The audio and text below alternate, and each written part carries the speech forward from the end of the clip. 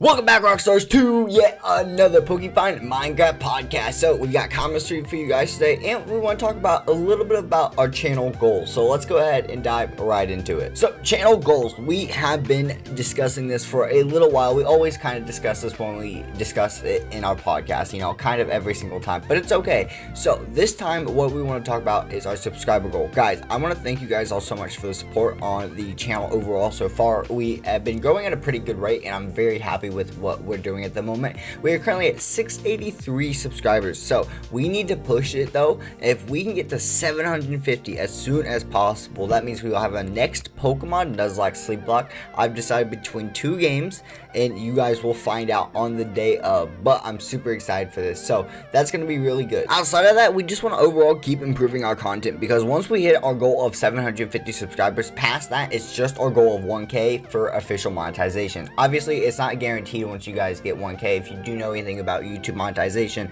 once you get 1K, you are eligible for the reviewership of your channel, and then it can take a couple weeks for that, and then it doesn't always get passed right away the first time. I'm not super worried about it. I think we're going to be okay. I think overall we have a pretty roundabout channel, but that's not the point. Let's go ahead and dive into your guys' comments for today. To start off, on the Tales of Three Birds, a thumbnail I was actually really proud of, so I'm very happy with that. Kara Simmons said nice, so very thank you, Kara. It's so good to see you come around more on the videos again, and it's very nice to see you. And you showed up in today's Inakuma's MC live stream, which was super sick. If you guys don't know that I do live stream, make sure you hit that notification bell, because it's always a good thing. Plus, if you have missed live streams, subscribe to the VOD channel in the link description down below, because it has all of our live streams that you guys might have missed. On the same video, we have Ashley Robbins said, this quest is definitely different and I want to see more of this. I'm so glad to see that, because I thought that the Tale of Three Birds was a very interesting episode of Newbiest Pokemon, guys, and I wasn't sure how you guys were going to feel about it, but it seems like you guys really enjoyed it.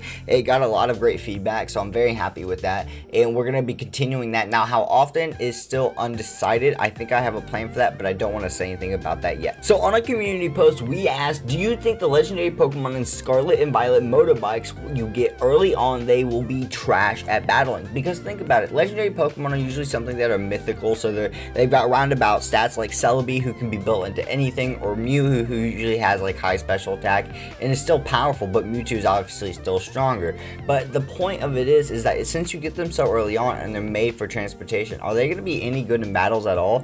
And Notville commented, I don't think Pokemon really cares much about the game balance anymore, because that's really interesting topic, because that kind of falls into with what I'm really worried about with these games, is the fact that they don't have level scaling. Like, that's why I don't see why you would not have level scaling. It would be perfect for the games overall. You could also do evolutionary scaling with that as well if you wanted to, so based off the Pokemon's level and evolution types, it'd be all about a trigger when you walk through the gym doors each time. So I don't think that would be too difficult for Nintendo to actually, you know, code in. So I'm curious on why they would do that, because like the whole point of it is to be more open world, like Legend of Arceus, right? So if you're running around, say you run into the fifth gym, but you've not even taken on the first gym, but you can't take on the fifth gym yet, so you just kind of have to just die. So there's no point, especially if the routes are going to be like that too. So if there's no level scaling, how you just going to run into route 30 routes? They're just forcing you into the same ways, but this whole point is to be open world. It's literally conflicting each other. Okay, so enough with that. On to our next comment, which was on catching fossil Pokemon. SNN Shadow said, hey, I play on Sword, and yesterday I spent hours searching for fossils in Tech,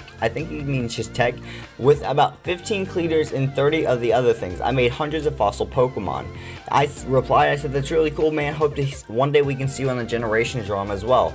He did reply a couple more times saying, yeah, maybe. Also, if you want some more fossil content, I could let you use my fossils machines and hundreds of fossils if you want on Sword. I spent over 100k on machines. I replied to him as well as actually letting him know in a live stream, because he was in our Akuma live stream, that guys, I'm not really big on taking just straight up handouts when it comes to these games and series that I do, because I like getting the progression on my own, and then just jumping to some point would not really be fun or fair, you know. Just because I'm making videos, I get that leap. That's not, it shouldn't be like that. I mean, it's a little different if you're being sponsored by someone, you know, and like a server or something. That's a kind of different type of situation. That's a lot more business style, but this overall, it's very much appreciated. Don't get me wrong, guys, I very much appreciate it, but it's just a bit more balanced this way, and it's always something that I've done on the channel, and a lot of you guys have really understood that so far, so I hope you guys keep understanding that, and thank you so much. Okay, so we've got 3 comments on our Minecraft High Pixel Bed Wars victory. Yes, the title gave it away, obviously, but that was kind of the point of it. I wanted you guys to know we got a victory in that episode of Bed Wars, so it was super fun, because we got a bunch of victories when we did our practice Bed Wars stream. Like, we won, like, I think 75% of our games,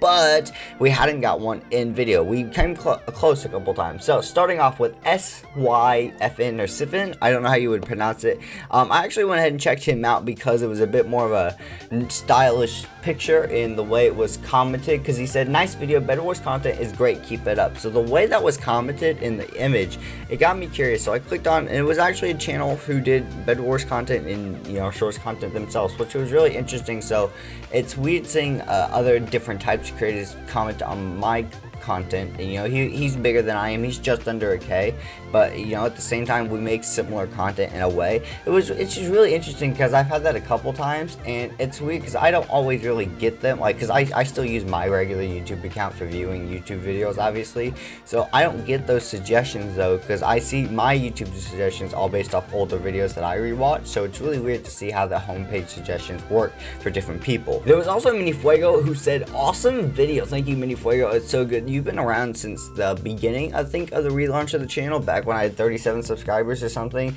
It's been an insane, it's been what, a year and a half, so it's super exciting to see you're still around. And then we also have Pika Pika who said, you keep getting better hype videos. Thank you so much, Pika Pika. I know you're a newer subscriber, I think you've been around for a couple months now. Thank you just so much for your support. We're closing down on our last couple comments, but we're not quite done yet with Jane Forrester on our first robots and Akuma MC.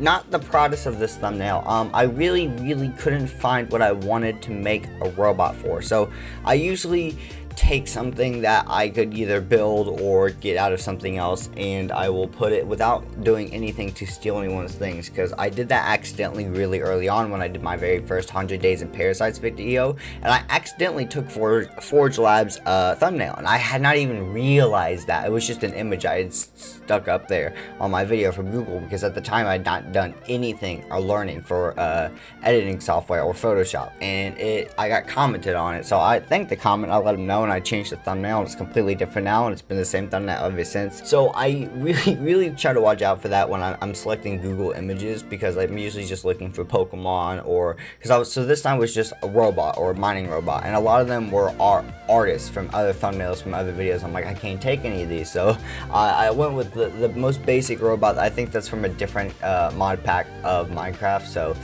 not the best. But they commented, why is the other robot not work? And they talk about our Zura-like crystal robot and our Akuma series. I don't know, honestly, guys. I've upgraded a bunch of times. I haven't done much research into it, but I haven't found anything yet. I need to go ahead and probably ask someone on the server, or just ask next time I'm online.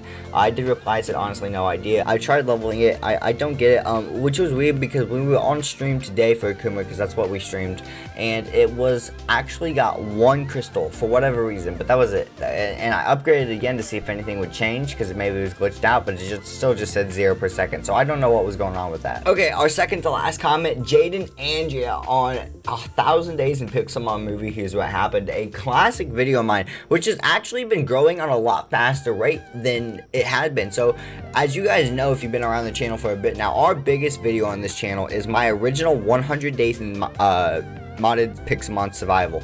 It's got 24k, nearly 500 likes. It's my absolute best video out overall rating, which really sucked, because back then I had no idea what I was doing for music audio, so it was way too loud and it kind of ruined the video. But the video still blew up. It did crazy well for my channel, so I can't hate on it. I love it. But this was one of the next bigger videos I made, which was 1,000 Days in Pixelmon the movie, and it was about a 3-hour long video.